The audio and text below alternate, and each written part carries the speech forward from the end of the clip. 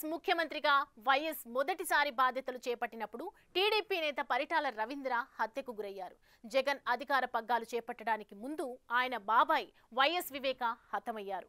పరిటాల రవి హత్య కేసు విచారణలో ఉండగానే నిందితులు సాక్షుల మరణాలు చోటు చేసుకున్నాయి. ఇప్పుడు అదే సీన్ వివేక హత్య కేసులోనూ రిపీట్ అవుతుండటం కలకలం రేపుతోంది. ఈ క్రమంలో ఈ మరణాల వెనుక వివేక హత్య కేసు నిందితుల కుట్రపై సందేహాలు వ్యక్తమవుతున్నాయి.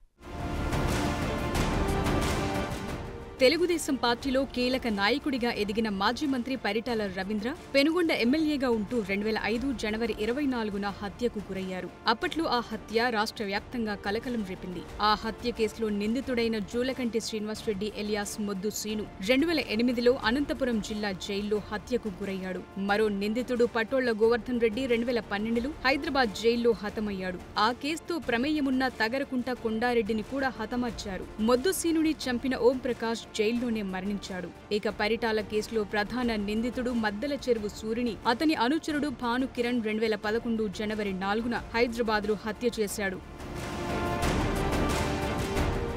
2019 ఎన్నికలకు ముందు వైఎస్ వివేకానందరెడ్డి హత్యకు గురయ్యారు. పరిటాల రవి హత్య కేసు తరహాలోని మాజీ మంత్రి వివేక హత్య కేసులో కీలక సాక్షులు అనుమానితులు వరుసగా మరణిస్తున్నారు. వైసీపీ పాలనా కాలంలో 2019-24 మధ్య 4 మృతి చెందారు. ఈ ఏడాది ఇప్పటి వరకు 2 చనిపోయారు. ఈ 6గురివి సహజ మరణాలేనని, అనారోగ్య కారణాలతో చనిపోయారని పైకి చెప్తున్నప్పటికీ లోతుగా చూస్తే అనుమానాస్పదంగానే కనిపిస్తున్నాయి. అందరూ ఒకే తరహాలో చనిపోవటం అనేక సందేహాలకు తావిస్తోంది. కేసు విచారణ కీలక దశకు చేరుకుంటున్న వేళ ప్రధాన సాక్షులు, కేసుతో సంబంధమున్న వ్యక్తులు మరణిస్తుండటంపై అనుమానాలు వ్యక్తమవుతున్నాయి. ప్రత్యక్ష సాక్షి వాచ్మెన్ రంగన్న తాజాగా అనుమానాస్పద స్థితిలో మృతి చెందడం, తన తండ్రికి అందించిన చికిత్సపై అనుమానాలున్నాయంటూ రంగన్న కుమారుడు కాంతారావు ఫిర్యాదు ఇచ్చిన నేపథ్యంలో ఈ మరణాల వెనుక వివేక హత్య కేసు నిందితుల ప్రమేయం, కుట్ర ఉందన్న సందేహాలు వ్యక్తమవుతున్నాయి. ఈ నేపథ్యంలో ప్రభుత్వం ఈ పరిణామాలన్నింటిపై సమగ్ర దర్యాప్తునకు సిద్ధమవుతోంది.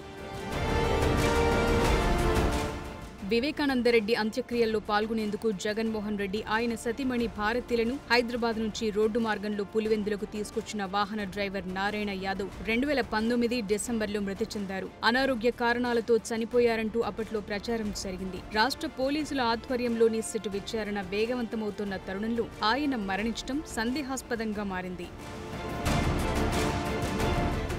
ప్రయాణంలో జగన్, భారతి, అవినాష్ రెడ్డి ఇతరుల మధ్య వివేక మరణానికి సంబంధించి ఫోన్ సంభాషణలు జరిగాయని, అవన్నీ నారాయణ యాదవ్ విన్నారన్న ఫిర్యాదులున్నాయి. ఈ నేపథ్యంలోనే ఆయన్ను కీలక సాక్షిగా విచారించాలి. విచారణకు పిలవకముందే ఆయన చనిపోవటం అనేక అనుమానాలకు తావిస్తోంది. నారాయణ యాదవ్ మృతిపై పోలీసులు అసలు కేసే నమోదు చేయలేదు. అతని అంత్యక్రియలకు జగన్, భారతి హాజరయ్యారు.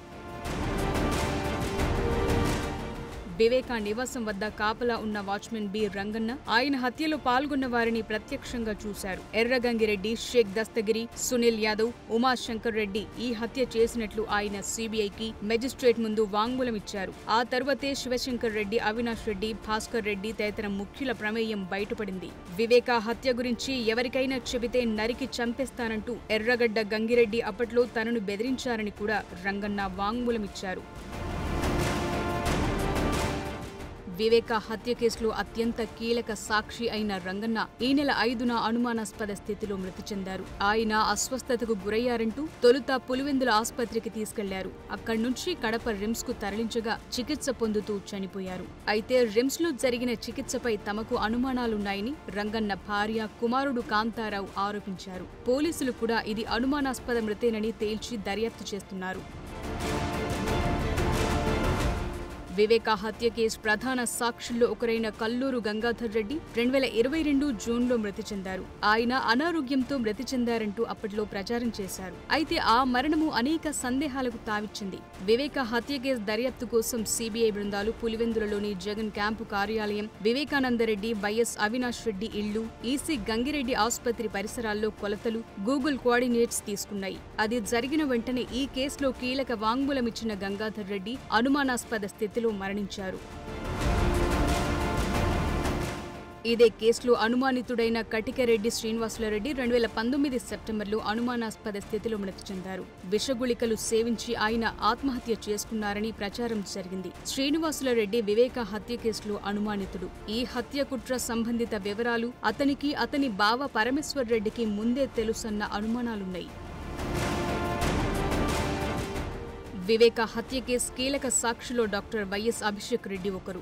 వివేక చనిపోయినట్లు దేవిరెడ్డి శివశంకర్ రెడ్డి నుంచి తనకు ఫోన్ కాల్ వచ్చిందని, ఘటనా స్థలికి వెళ్లి చూడగా మృతదేహం చుట్టూ రక్తపు మడుగు, ఆయన నుదుటిపై గాయాలున్నట్లు గుర్తించి ఇది హత్యేనని భావించానంటూ 2021 ఆగస్టులో అభిషేక్ రెడ్డి సిబిఐకి వాంగ్మూలమిచ్చారు. అవినాష్ రెడ్డి, మనోహర్ రెడ్డి, శివశంకర్ రెడ్డి, ఎంవి కృష్ణారెడ్డి, ఎర్రగంగిరెడ్డి వివేక గుండెపోటుతో చనిపోయారంటూ చిత్రీకరించారని వాంగ్మూలంలో ప్రస్తావించారు. స్వతహాగా వైద్యుడు, యువకుడైన అభిషేక్ రెడ్డి ఈ వాంగ్మూలం వెలుగు చూసిన కొన్నాళ్ల తర్వాత అనారోగ్యం బారిన పడ్డారు. ఈ ఏడాది జనవరిలో మృతి చెందారు.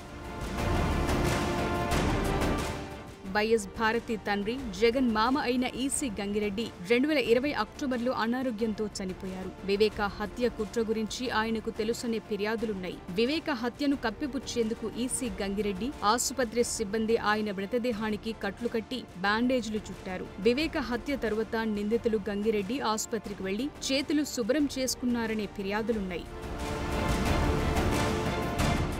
పరిటాల రవి హత్య కేసులో జగన్ను సిబిఐ అప్పట్లో విచారించి వదిలేసింది. అప్పట్లో తండ్రి వైఎస్ సీఎంగా ఉండడంతో పాటు కేంద్రంలో కాంగ్రెస్ ప్రభుత్వం ఉండడంతో సిబిఐ అధికారులు జగన్ ఇంటికే వెళ్లి విచారించి వదిలేశారు. ఇప్పుడు పరిటాల హత్య కేసు నిందితుల తరహాలోనే వైఎస్ వివేక హత్య కేసు నిందితులు, సాక్షులు కూడా చనిపోతుండటం కలకలం రేపుతోంది. ఈ మరణాలపై తాజాగా ఏపీ కేబినెట్ లో కూడా చర్చకు వచ్చిందట. వాటిపై సమగ్ర విచారణకు రంగం సిద్ధమవుతుందట. మరి ఈ మరణాలు యాదృచ్ఛికమో, కుట్రపూరితమో తేలాల్సి ఉంది.